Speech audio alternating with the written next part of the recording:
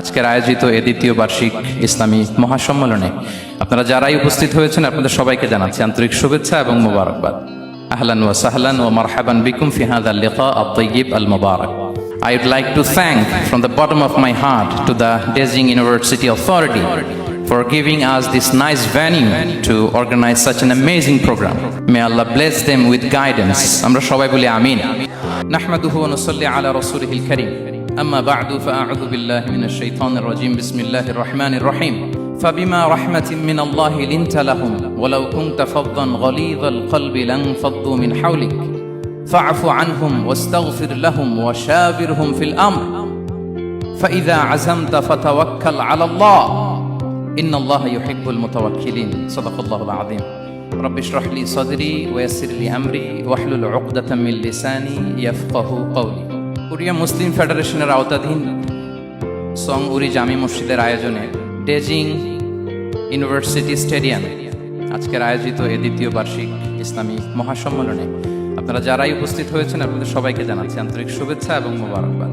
আহলান ওয়া সাহলান ওয়া মারহাবান বিকুম ফি হাযাল লিকা আত-তাইয়্যিব আল-মুবারাক। শুরুতে আমরা আল্লাহ রাব্বুল ইজ্জা ওয়াল জালালের দরবারে শুকরিয়া জ্ঞাপন করছি যে আল্লাহ তাআলা এত চমৎকার একটি পরিবেশে আমাদের প্রিয় মাতৃভূমি বাংলাদেশ থেকে হাজার হাজার কিলোমিটার দূরে দক্ষিণ কোরিয়ার এই ইউনিভার্সিটির স্টেডিয়ামে কিছুদিনই কথা শুনবার জন্য আমাদেরকে আসার বসার সুযোগ করে দিয়েছেন। আমরা সবাই পড়ে নিচ্ছি কালিমাতুশ শুকর আলহামদুলিল্লাহ। আল্লাহ রাব্বুল ইজ্জা ওয়াল জালালের দরবারে লাখো কোটি শুকর এবং সুজুদ এবং প্রশংসা শেষে আমি আজকের এই প্রোগ্রামের অর্গানাইজিং কমিটিকে অন্তরের অন্তঃস্থল থেকে ধন্যবাদ জানাতে চাই, যারা দীর্ঘদিন অনেক চেষ্টা করে অনেক আয়োজন করে আজকের এই চমৎকার ফুলের বাগানকে তারা সাজিয়েছেন। তাদেরকে আমরা শুভেচ্ছা জানাই, ধন্যবাদ জানাই।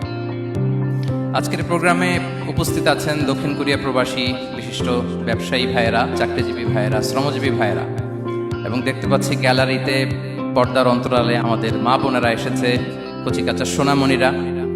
তারপর আমি এখানে সিকিউরিটি ডিপার্টমেন্টকে দেখলাম, police department, and I would like to thank from the bottom of my heart to the Dezing University Authority for giving us this nice venue to organize such an amazing program.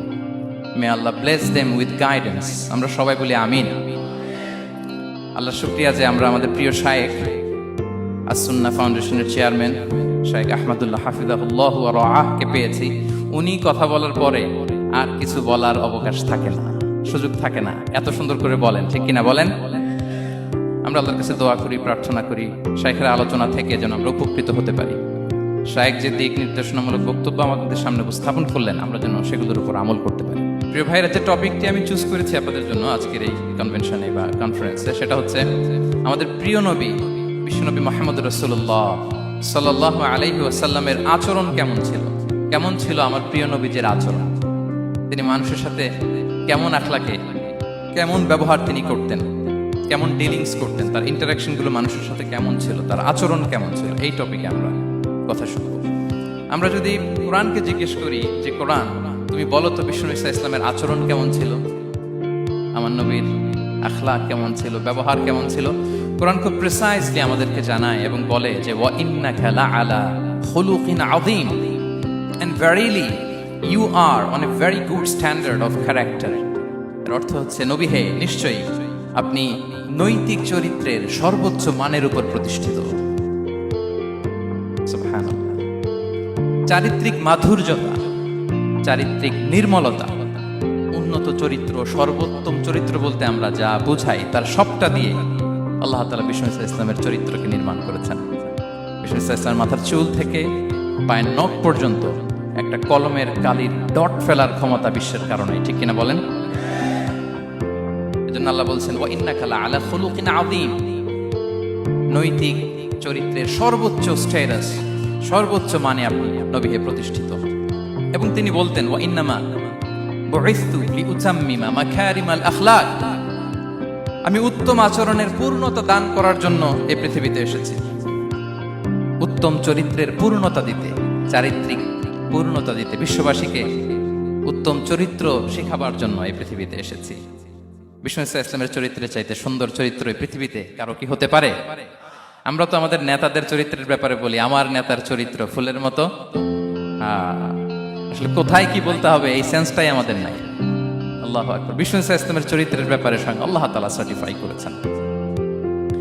এবং আম্মা জান আয়েশা রাদিয়াল্লাহু তাআলা আনহাকে যখন জিজ্ঞেস করা হতো যে হে আম্মা, আপনি বলেন তো আমাদের নবীজির চরিত্র কেমন ছিল, কাইফা কানা খুলুকু রাসূলিল্লাহ, কেমন ছিল নবীর চরিত্র, সাহাবারা বড্ড আগ্রহ নিয়ে জিজ্ঞেস করতেন।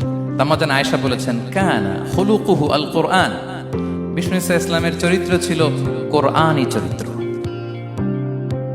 কোরআনে যা করতে বলা হয়েছে, যা করতে বারণ করা হয়েছে, তা প্র্যাকটিক্যালি বিশ্বনবীর জীবনে সেটা করে দেখানো হয়েছে। এবং তিনি বলতেন ইনদামা রাসূলুল্লাহ সাল্লাল্লাহু আলাইহি ওয়াসাল্লাম ইয়ামশি আলাল আরদ কাআন্নাল কুরআনা ইয়ামশি আলাইহা, বিষ্ণু ইসলাম যখন রাস্তা দিয়ে হেঁটে যেতেন as if a living Quran is walking on the street, মনে হতো একটা জীবন্ত কোরআন রাস্তা দিয়ে হেঁটে যাচ্ছে। এত সুন্দর ছিল বিষ্ণু ইসলামের চরিত্র। উনি যে নিজেই উত্তম আচরণের ছিলেন তাই নয়, তিনি সর্বোত্তম আচরণ যেন আমরা অর্জন করি এটার ব্যাপারে গুরুত্ব আরোপ করেছেন। রাসূল ইসলামকে জিজ্ঞেস করা হলো, নবী হে, কোন জিনিস মানুষকে সবচেয়ে বেশি আল্লাহর জান্নাতে প্রবেশ করাবে? সুইলা রাসূলুল্লাহ সাল্লাল্লাহু আলাইহি ওয়াসাল্লাম আন আকসারি মা ইউদখিলুন নাস আল জান্নাহ, জিজ্ঞেস করা হলো নবী কোন জিনিস মানুষকে বেশি জান্নাতে ঢুকাবে? বিষ্ণু বললেন তাকওয়াল্লাহ ওয়া হুসনুল খুলুক, এক হচ্ছে আল্লাহর ভয়, আরেক হচ্ছে সুন্দর আচরণ। সুবহানাল্লাহ। তাহলে এই হাদিস থেকে বুঝলাম যারা বেশি নামাজ পড়বে তারা বেশি জান্নাতে ঢুকবে নাকি? নামাজ পড়তে পড়তে যারা কপাল কালো করে ফেলছে এরা ঢুকবে না?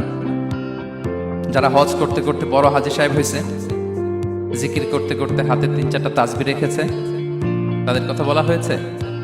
এগুলো নিঃসন্দেহে অনেক বড় আমল, কিন্তু সবচাইতে বেশি জান্নাতে প্রবেশ করাবে যে আমল, বিষ্ণু বললেন এক হচ্ছে আল্লাহর ভয়, আরেক হচ্ছে সর্বোত্তম আচরণ।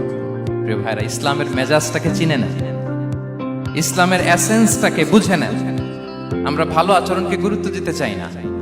অনেক নামাজি লোক দেখবে নামাজ পড়তে পড়তে কপালে কালো দাগ ফেলে দিছে, বাসায় বউয়ের সাথে খারাপ আচরণ করে, খিটখিটে মেজাজের, প্রতিবেশীর সাথে শুধু ঝগড়া, কলিগদের সাথে ঝগড়া, মারামারি, দুঃসম্পর্ক, এরকম আছে না? নাই বলেন, আছে না?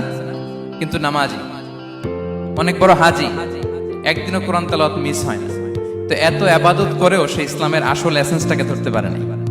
বিষ্ণু বললেন সবচেয়ে বেশি জান্নাতে প্রবেশ করাবে যে দুটি আমল, একটি হচ্ছে তাকওয়াল্লাহ, আল্লাহর ভয়, আরেকটি হচ্ছে উত্তম আচরণ, সর্বোত্তম আচরণ। তো আমরা যেন উত্তম আচরণের অধিকারী হই, আমার স্ত্রীর সাথে যেন ভালো আচরণ করি, প্রতিবেশীর সাথে যেন ভালো আচরণ করি, ছেলে মেয়েদের সাথে যেন আমাদের অ্যাটিটিউডটা ভালো থাকে, আচরণটা ভালো থাকে, কলিগের সাথে যেন ভালো থাকে। বিশ্বনবীর আচরণ যেমন ছিল তেমন আচরণ যেন আমরা গড়ে তুলতে পারি। আওয়াজ করে পড়ুন আমিন। সুনানে আবু দাউদের এক বর্ণনা বিষ্ণু ইসলাম বলেন, খুব চমৎকার একটি হাদিস, মনোযোগ দিয়ে শুনুন। তিনি বলেন আনা যাঈনুন বিবাইতিন ফি রাবাদিল জান্নাতি লিমান তারাকাল মিরাআ ওয়া ইন কানা মুহিক্কান, আমি ওই ব্যক্তিকে জান্নাতের আঙ্গিনায় একটা ঘরের গ্যারান্টি দেই যে ব্যক্তি তর্ক করার সময় নিজে হক এটা জেনেও সে তর্ক থামিয়ে দেয়। অনেক সময় হয় না, অনেকে পায়ে পাড়া দিয়ে ঝগড়া করতে আসে, এরকম আছে না নাই? আপনি চুপচাপ দেখবেন একটা বাজে কমেন্টস করতেছে, আবার কমেন্টের নিচে কমেন্ট, আবার গালি, হ্যাঁ আছে না এরকম? বিষ্ণু বলেন নিজে হক এটা জানার পরেও আর যাতে তর্ক না বাড়ে, যে তর্ক থামিয়ে দেয় জান্নাতের আঙ্গিনায়, তাকে আমি একটা ঘরের গ্যারান্টি দেই। ওয়াবিবাইতিন ফি ওয়াসাতিল জান্নাতি লিমান তারাকাল কাযিবা ওয়া ইন কানা মাযিহান, আর ওই ব্যক্তিকে আমি জান্নাতের মাঝখানে একটা ঘরের গ্যারান্টি দেই যে ব্যক্তি কৌতুক করার সময়ও মিথ্যা পরিহার করে। করতেছে কৌতুক, ফান করতেছে আর কি, হি ইজ কিডিং, পান করে, কৌতুক করে, কিন্তু কৌতুকের সময় সে মিথ্যা বলে না। এই স্বভাব যাদের, তাদেরকে আমি জান্নাতের মাঝ বরাবর একটা ঘরের গ্যারান্টি দেই। এরপর